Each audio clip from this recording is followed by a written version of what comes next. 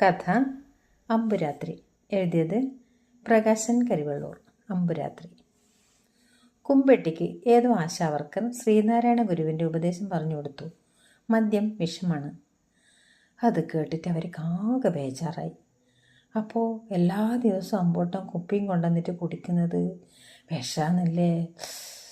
എൻ്റെ മാടായിക്കാവിലച്ചി, ഞാൻ എന്തെന്ന് വേണ്ടത് ഇടുന്ന്? ശിവരാത്രി ആയെന്നും പതിവ് പോലെ പണേന്ന് കയറിയിട്ട് അമ്പോട്ടനെത്തിയേ. കുമ്പേട്ടി അന്നേരം അടുക്കളയിൽ നിന്ന് മുള്ള മറക്കുന്ന ഉണ്ടായിനി. കുളി കഴിഞ്ഞ് അമ്പോട്ടം കുപ്പിയും ഗ്ലാസും കൊണ്ട് ഇരുത്തിയമ്മ വന്നിരുന്നു.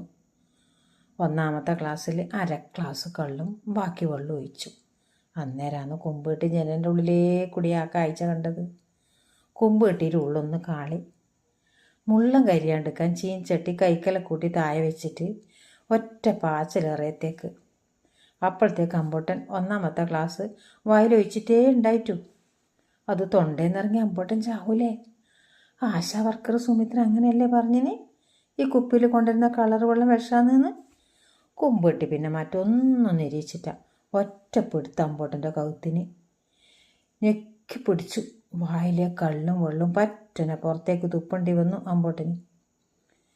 നീ എന്താ ഒരുമ്പെട്ടോളെ, എന്നെ ഞെക്കിക്കൊന്നിട്ട് വേറെ പുരൻ്റെ ഒപ്പം പോകാൻ നിൽക്കുന്നാ? കുമ്പേട്ടിക്ക് ഷോക്കടിച്ച പോലെയായി.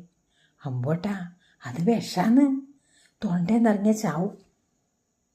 അത് കേട്ടിട്ട് അമ്പോട്ടൻ അന്തം വിട്ട കുന്തം പൊതിങ്ങിയ പോലെയായി. ഇവളെന്ത് നീ പറയുന്നു? ഇത് തൊണ്ടേന്നിറങ്ങിയ ചാവാനാ? എന്നാ പിന്നെ ഞാനെല്ലാം ജീവിക്കുന്നതിനെക്കാട്ടി ചാവുമല്ലേ വേണ്ട? ഇവളോട് ആര്യമ്മ ഈ ശിവരാത്രിൻ്റെ കഥ പറഞ്ഞു കൊടുത്തിനി? എൻ്റെ കരിവള്ളൂരപ്പ, ഇത്രയും കാലം ഈ ഗാന്ധിനെയും സ്വാമിനെയും കൊണ്ടായിരുന്നു കച്ചറ. വന്നിപ്പം നീയും തുടങ്ങിയാ കുടിയന്മാരെ തൊണ്ടക്ക് പിടിക്കാൻ? അയാൾക്ക് ആ പാർത്തീനെ കിട്ടിയെങ്കിൽ നടുപ്പുറത്ത് 2 കൊടുക്കാൻ തോന്നി. ശുഭം.